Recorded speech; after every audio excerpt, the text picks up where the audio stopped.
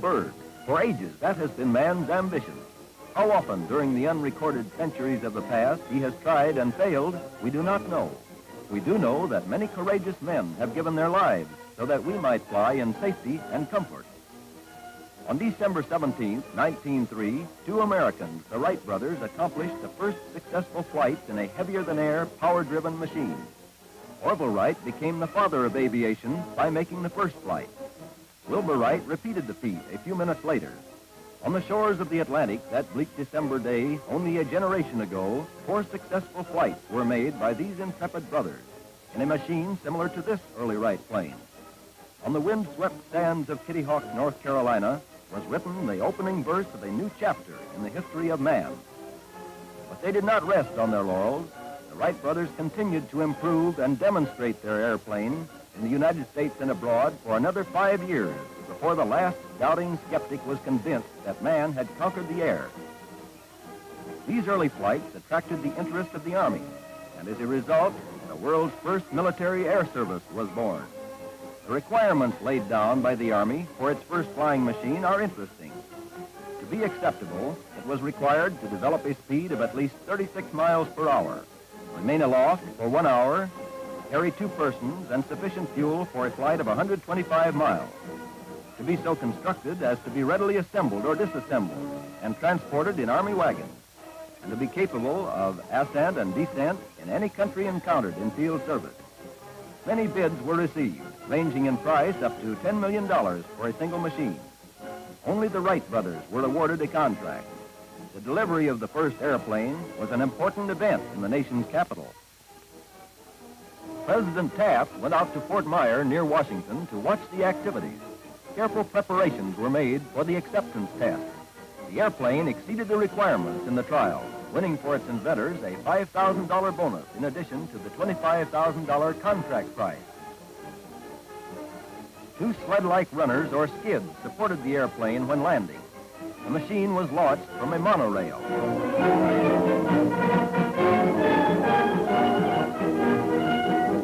The 25-horsepower motor whirled 2 wooden propellers by means of chains. The motor was assisted during takeoff by a catapult consisting of a falling weight connected to the airplane by a rope. The first military passenger was Lieutenant Frank Lom, shown here preparing for a flight with Orville Wright. This flying team set a new world endurance record of 1 hour, 12 minutes, and 40 seconds. Part of the Army's contract with the Wrights called for the training of 2 pilots. Lieutenant Lom was one of the 2 chosen, and a few months after this picture was taken, became one of the first 2 military men in the world to solo an Army airplane. In order to prove, as part of the acceptance test, that the airplane was useful and dependable for military missions, Orville Wright, with Lieutenant Benjamin Falloy as passenger, made the first cross-country flight. True, it was only 10 miles, from Fort Myer to Alexandria and return, but the flight marked a new highlight in progress. The airplane was practical. Yesterday's flimsy box kites had become new weapons of power. Their importance, none but the most visionary dared predict. One of the earliest and most successful competitors of the Wrights was Glenn Curtiss, who built and sold many airplanes to the Army and instructed military personnel in flying.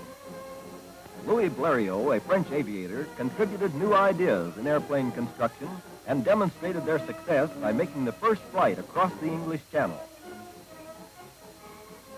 In those early days, pilots flew close to the ground for safety. Aerial acrobatics were unknown until the famous Lincoln Beechey began thrilling thousands by his hair-raising stunts.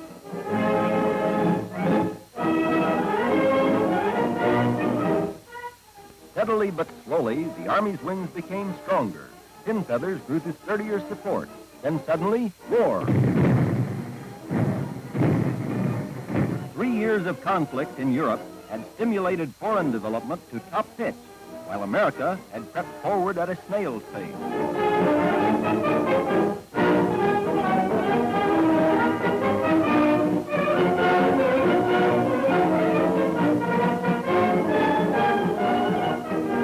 The mad whirl of war caught our country unprepared in its maelstrom. Our aviation section contained but 35 pilots. There were only 55 airplanes in the Army, all of them training types unequipped and unfit for use over the line. Mechanics and pilots were needed, thousands of them. Examining boards in all parts of the country culled out the physically and mentally unfit, selecting only those capable of holding up under the grueling grind of military training.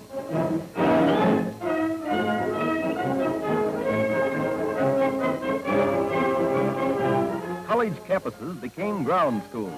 Pastures and cornfields, both at home and abroad, became flying schools, teeming with prospective young American warbirds.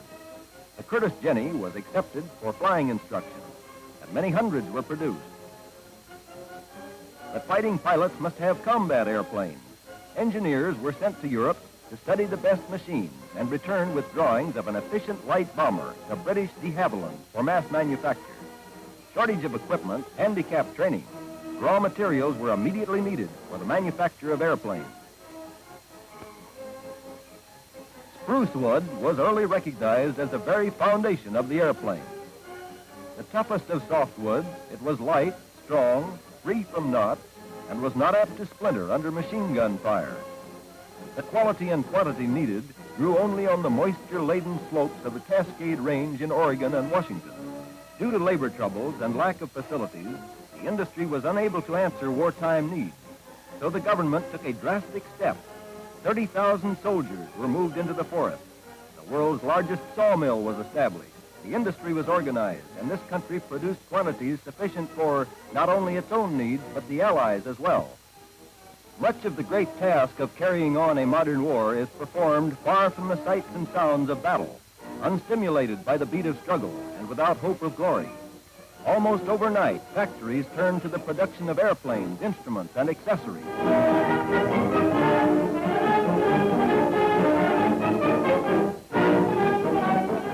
America's outstanding single contribution to the World War, aside from its personnel, was the famous Liberty motor. At the outbreak of war, we had no engine suitable for combat use. Well-known motor engineers from various companies met in Washington, and contributing freely their knowledge and trade secrets, emerged with complete plans for the Liberty.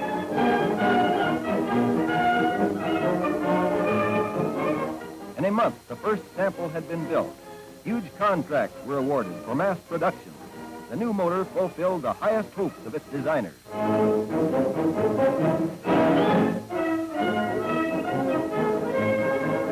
An unprecedented program of training was undertaken. The skies were alive, both at home and abroad, with eager young fledgling pilots, gunners, cameramen, observers, and bombers, burning with their desire to meet the enemy across the battle line. By the end of the war, more than 150,000 aerial soldiers had been trained. Half of them were on duty over there.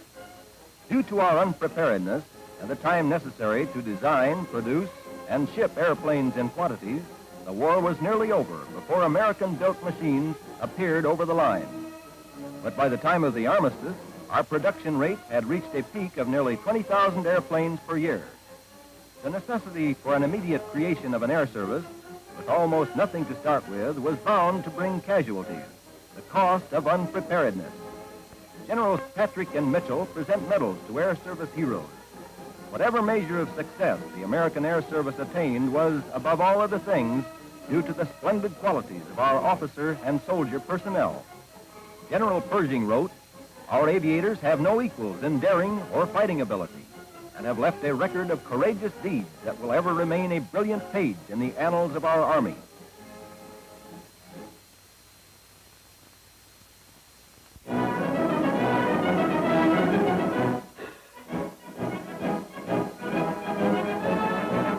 Following the war, thousands of pilots and great quantities of airplanes flooded the market. The Air Corps early recognized the importance of guiding these tremendous resources of men and aircraft into channels of peacetime usefulness. To this end, meager appropriations were wisely used in testing and demonstrating the possibilities of aviation by many spectacular flights.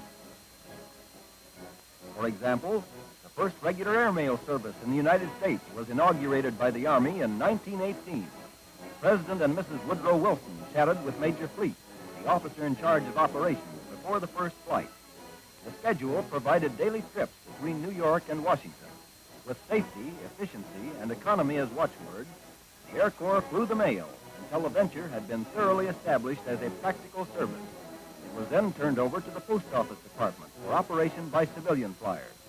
Army airplanes continued in use, however, until specially designed commercial planes were available.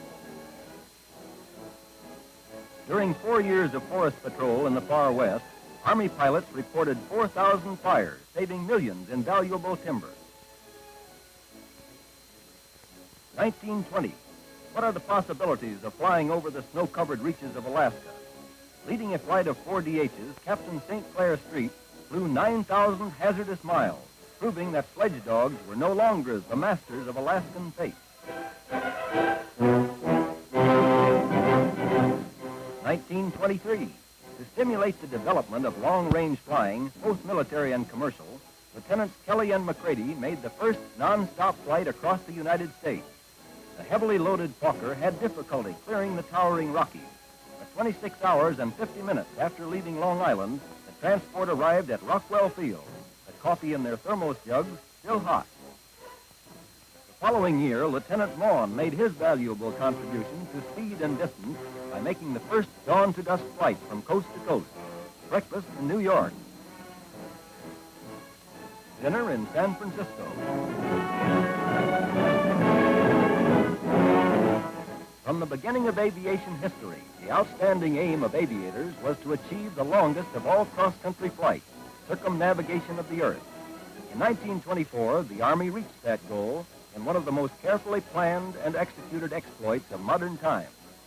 From the day the flight left Seattle, all the elements of nature banded together in their attempt to bring failure to 8 pioneers of the air and their 4 Douglas biplanes. Major Martin, commander of the flight, crashed into a mountain in the Alaskan fog. 9 days later, Martin and his mechanic reached civilization, physically exhausted. The other 3 planes, with Captain Smith leading, continued westward across the Pacific, Asia, and Europe, battling with snow, rain, excessive heat, typhoons, headwinds, and the turbulent air currents of mountain ranges and deserts. Wade was forced down in the icy Atlantic. His companions directed a Navy destroyer to his position, and he was saved.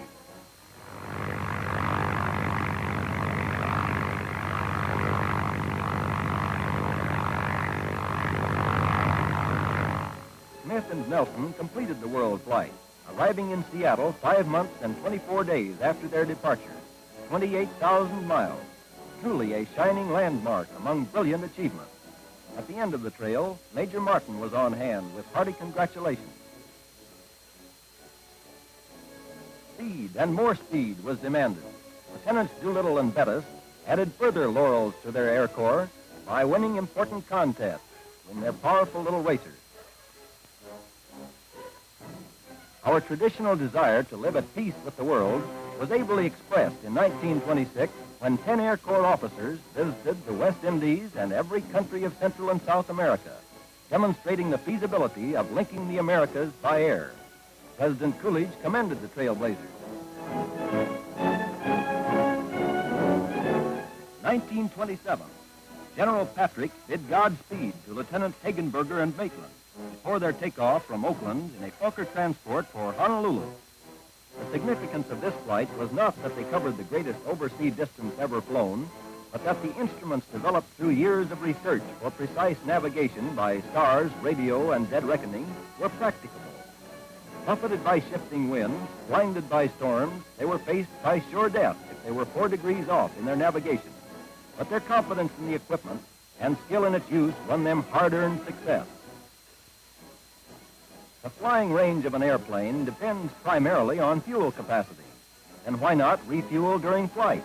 A tri-motored Fokker, known as the Question Mark, tested this theory early in 1929 when it took off from Rockwell Field, San Diego, for nearly a week aloft. Gasoline was fed into the tank several times daily through a 3-inch hose. Food was transferred by cable to the 5-man crew. After more than 150 hours in the air, motor trouble forced the big transport to Earth. A safe landing was made. Tired? Need a shave? Sure, and a good quiet place for a sleep. But the previous endurance record was more than doubled.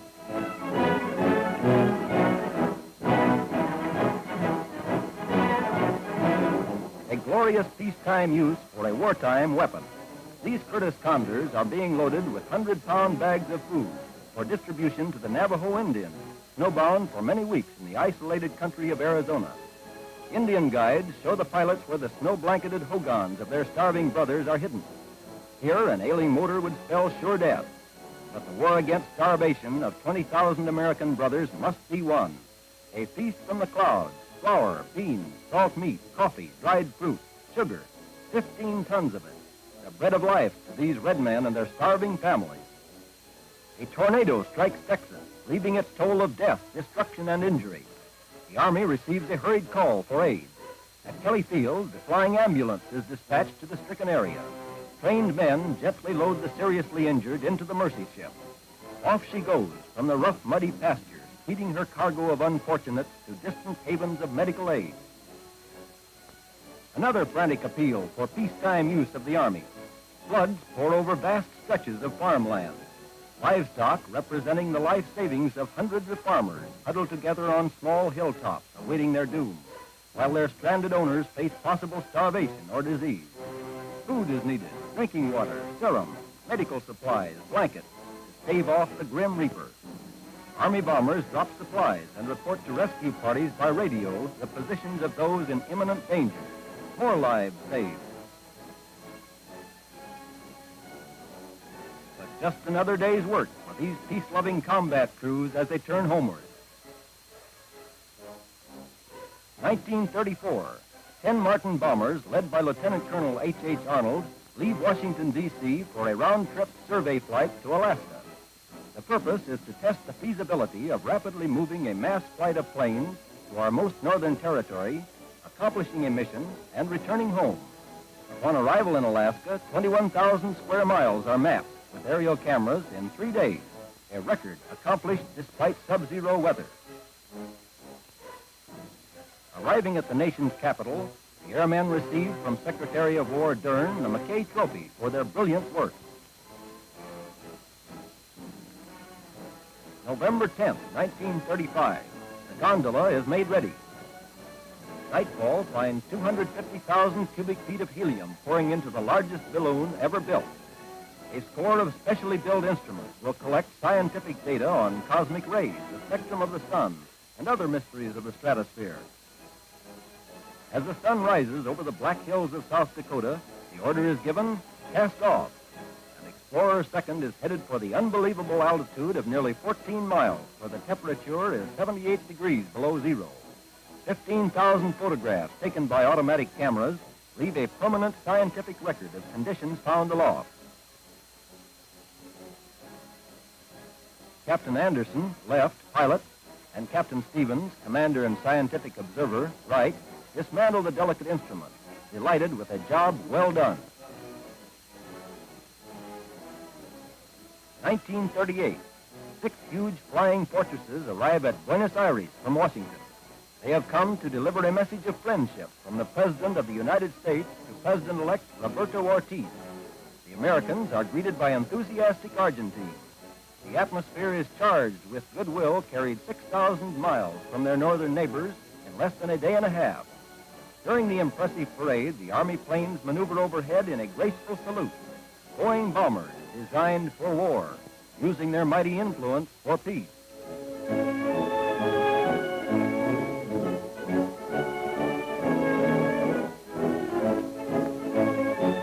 At Langley Field, Virginia, 5,000 soldiers and civilians welcome the goodwill ambassadors home.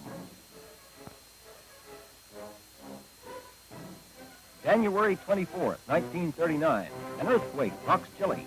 It lasts only a few minutes. But in that brief time, our southern neighbor becomes a jumbled heap of shattered homes. 25,000 dead, 40,000 injured.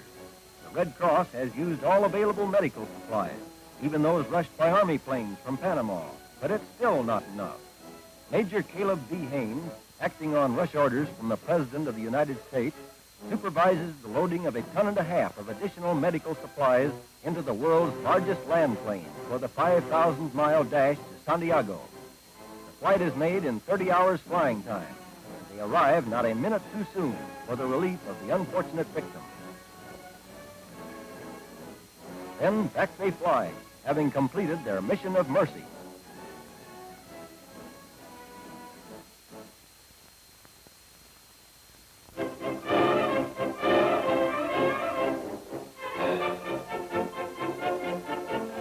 Wright Field, Dayton, Ohio, home of the Materiel Division of the Army Air Corps. The Materiel Division is charged with developing, procuring, issuing, and maintaining advanced aircraft, equipment, and all other accessories. The word materiel signifies every object, raw material and part, from the smallest boat to the complete airplane that is used in the Air Corps. Skillful technicians at Wright Field thoroughly test every item before it is purchased for Air Corps use. Shortly after the First World War, the Army felt the need for a long-range bomber. After thousands of hours of experimental work, this giant Barling, powered with 6 Liberties, was the result. Slow and cumbersome? Yes. But it was the daddy of the later developments that in turn fathered today's speedy dreadnoughts of the air. Today, the Army has the most formidable of bombardment airplanes in the world, equipped with every conceivable device for faster, safer, higher flying, and more deadly bombing. One of the most vital problems is to provide flyers with the correct clothing for both climate and temperature. The pilot, wearing heavy fur-lined clothing and equipped with a face mask, is ready for the coldest of weather or the highest of altitude.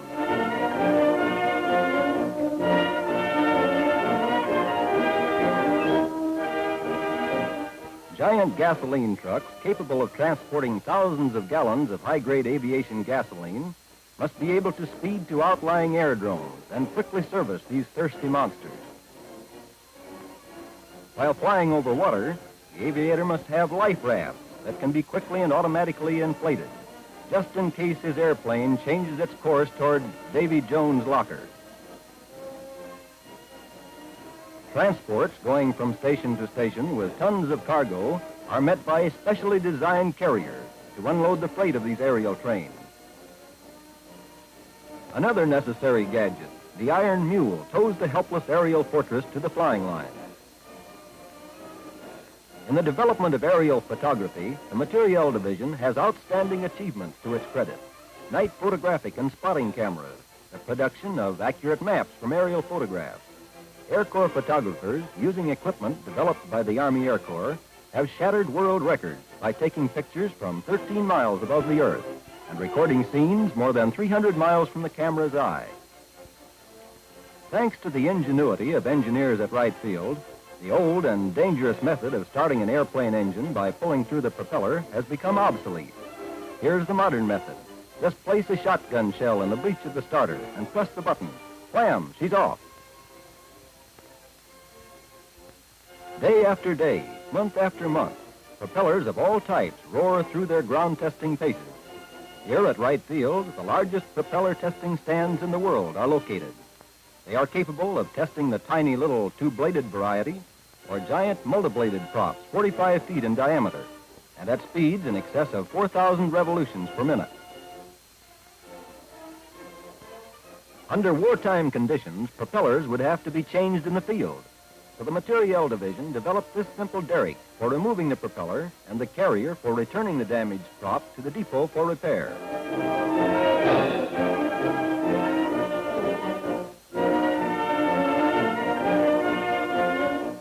Controllable pitch propellers have greatly increased the efficiency of modern aircraft.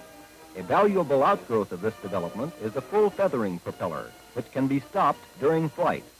In case of motor trouble, the engine is shut off and the propeller feathered, streamlined, so that the air pressure will not keep it windmilling. Fire hazard is thus lessened, and the danger of ruining the ailing engine by continued running is eliminated. Another important advantage of feathering props is that their complete streamlining cuts down drag, thus increasing speed and efficiency. This may be vitally important to the pilot trying either to clear a high mountain range or to safely reach his destination with a limited gasoline supply. The mighty flying fortress cruises along easily and completely unconcerned about its safety, with 2 of its 4 motors dead, a striking example of how lives and valuable equipment are saved by modern research and development. As engine horsepower increases, propellers must be increased in size, but too long a propeller would not clear the ground during takeoffs and landings. The engineer's answer to this problem is the dual rotating propeller. In effect, 2 propellers rotating in opposite directions. Prior to flight, wings are static tested. Many thousands of pounds of sandbags are placed upon the wings to prove their strength before test pilots risk their lives with them. Landing gears must be given dynamic tests prior to actual use, and when failures occur, necessary structural changes can be made before flight.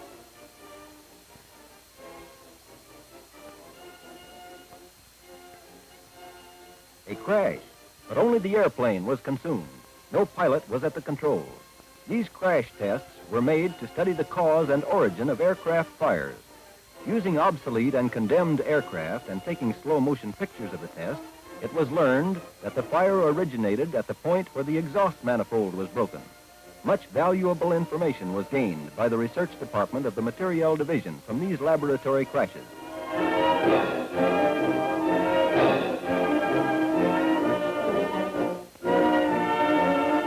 In the early days of flight, man flew neither sufficiently high, fast, nor far to take him beyond the elements of normal physical reaction. Today, flight conditions have been stepped up far beyond previous human experience. So the Physiological Research Laboratory studies the reactions of the pilot.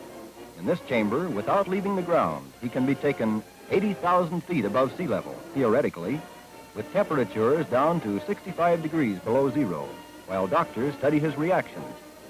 The railroad gave us an efficient means of transporting freight, but sometimes that method isn't fast enough.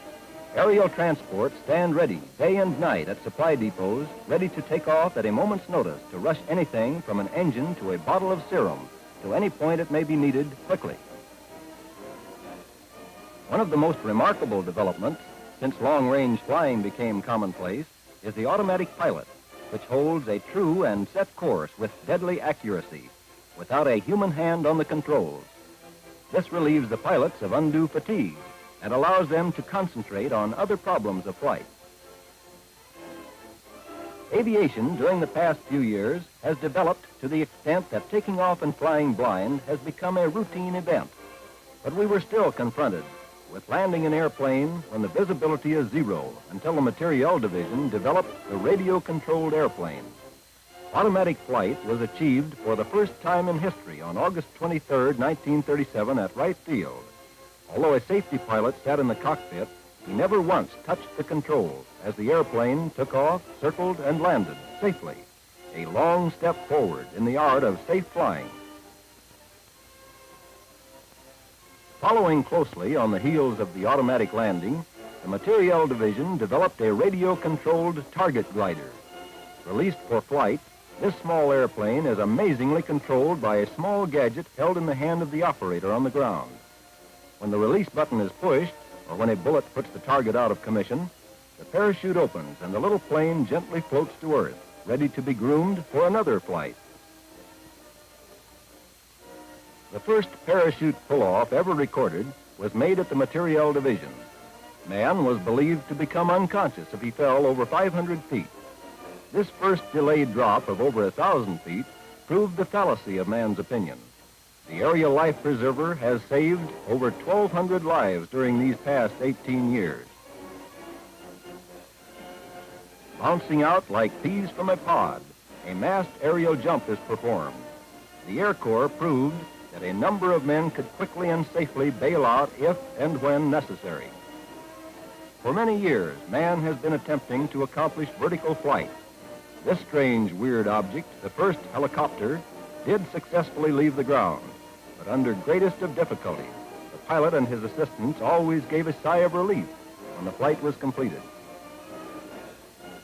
The helicopter, a vast and unwieldy object, finally came to grief and was abandoned. But from this idea, research and testing continued. Next, the autogyro came into existence. These are truly remarkable aircraft. The name Flying Windmill is most appropriate for such a strange aerial object. They are capable of performing the most unusual of flights. Captain Gregory of the Air Corps, a past master of the autogyro, demonstrates some of the tricks of the trade. The Materiel Division has built a tradition of progress and achievement in the development of aircraft and allied industries. Whether it be developing some microscopic instrument part or testing a speedy new pursuit plane, the goal is the same, perfection. The flight test section puts through its paces one of the most capable fighters in the world. This is the Aracuda, one of the first bimotored pursuit planes ever developed. It is a daily routine for the flight test section to give airplanes such as this O-47 every conceivable test that it is possible to give while in flight. Year in and year out, the Materiel Division forges ahead in its important job of developing and buying the best. Great have been the strides made from the old Barling bomber to such giants as the B-15 or the deadly little pursuit plane that flies alongside it. Keep America first in the air. Second best isn't good enough when two planes battle in the skies. Always striving for the elusive goal is the job of the engineers at Wright Field.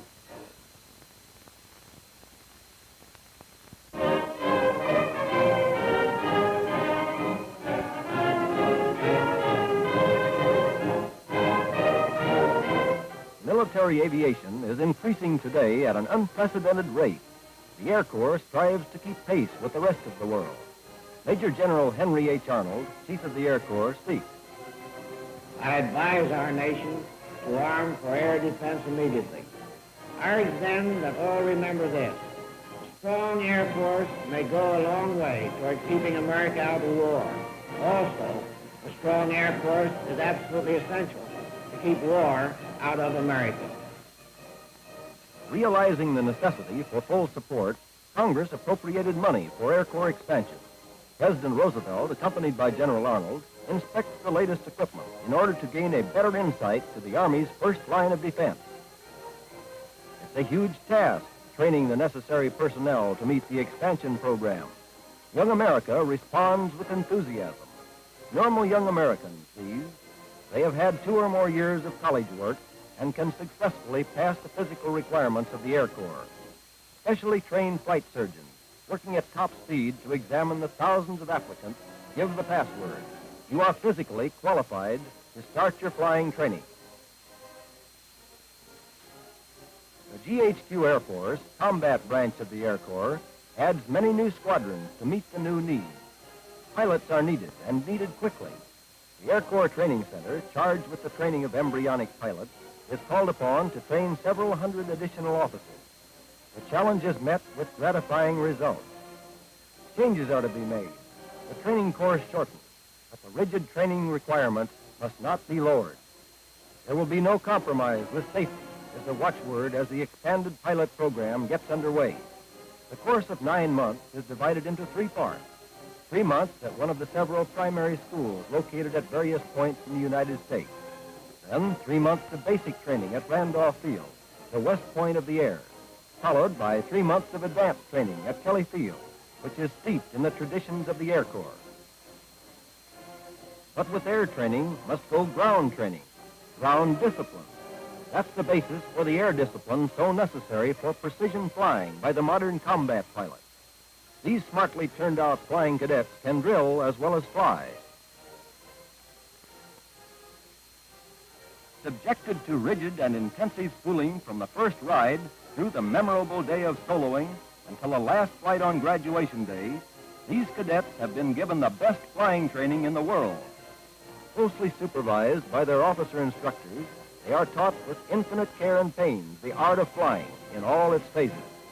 Whether it be flying individually, cross-country, in formation, or maneuvering in aerial combat, the aerial soldier turned out by the Air Corps Training Center is second to none, and upon winning his wings, he is ready for the GHQ Air Force.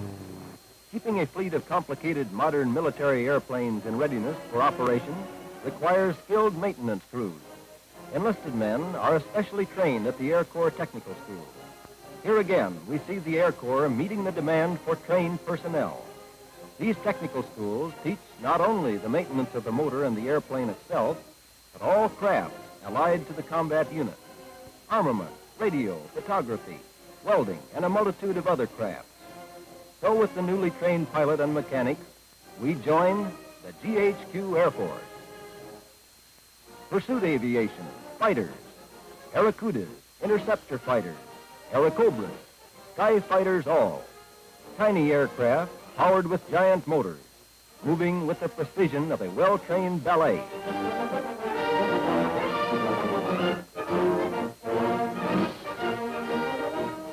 These pursuit groups, strategically located, can, upon signal from the aircraft alert net, take off and climb at the amazing rate of 3,000 feet per minute, 15,000 feet in 5 minutes. Performance beyond belief. Reaching incredible altitudes and speeds, these skyfighters are ever on the alert, relentlessly searching and seeking for the hypothetical invader.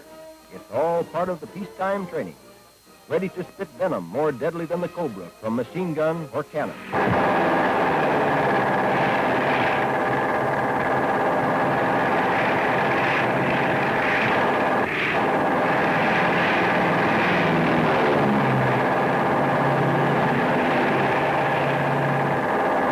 Returning to Earth, whether from a mission that carried them thousands of miles away or thousands of feet in the air, these capable fighters once again become earthbound. And as we watch them land, we salute with pride the sky fighters of the GHQ Air Force. Bombardment aviation. It has shrunk oceans to ponds and continents to fields. These shark-faced dreadnoughts of the air, carrying thousands of tons of bombs and heavily armed with machine guns and cannon, are equally at home over land or sea. Their ability to travel thousands of miles non-stop has changed the defense plans of many nations. The GHQ Air Force, confronted with defending thousands of miles of widely separated shoreline, must and do have the most formidable bombers in the world today. Manned by highly trained crews, it makes little difference whether these giants are sent hundreds of miles to sea on a bombing mission or are speeded over the towering Rockies on a non-stop flight from coast to coast. Casting their menacing shadows, these mighty bombers sail serenely over San Francisco and point their wicked snouts toward the East Coast. Flying at speeds well over 200 miles per hour, laden with hundreds of gallons of gasoline, capable of carrying a ton of bombs and a crew of 5 to 9 men each, the proud monsters pass over the Rocky Mountains on their eastward dash. They need no radio beam or landmarks to guide them. Their navigators, trained to navigate by the stars, can safely steer them to their destination over ocean or uncharted wilderness. They are truly remarkable aircraft, and these short scenes, pictorially, are things of beauty. But they likewise tell the story of the ability of the pilots and the faith they have in their flying steeds. It seems incredible that just a few hours ago, this squadron of bombers was far out over the Pacific. As unconcerned as a string of circus elephants, now they sail over New York City, giving the earthbound inhabitants below added confidence in the ability of the GHQ Air Force to protect our shores.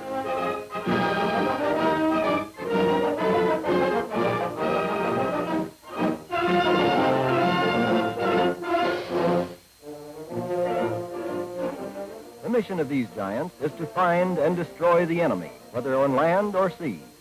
Fully equipped with the best accessories money can buy, no mission is too tough for these flying fortresses. Whether carrying 100-pound bombs or 2,000-pound bombs, they can attack with deadly accuracy.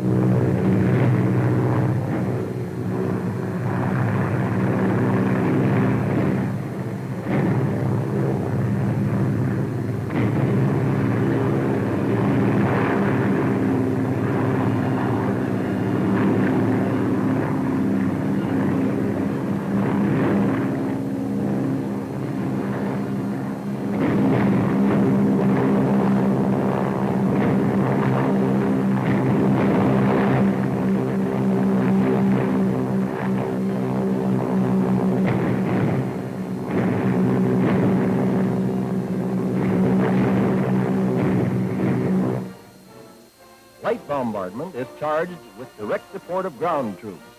Ground strafing, delayed bombing, gas spraying, smoke screen laying.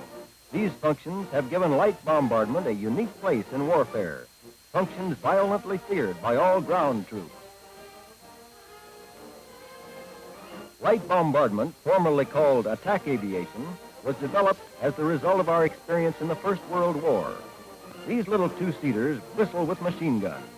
They are maneuverable, fast, and capable of effective operation close to the ground or at higher altitudes. Both pilot and gunner must be ever on the alert. The light bomber must be prepared to perform many types of missions, so there must be constant training.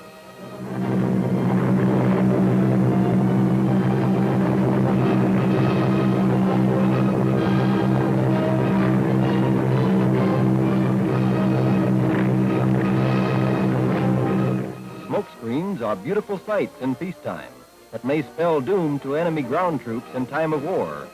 Hidden in the opaque darkness, friendly troops can advance unseen to enemy positions for attack. The light bomber truly has many uses in modern aerial warfare.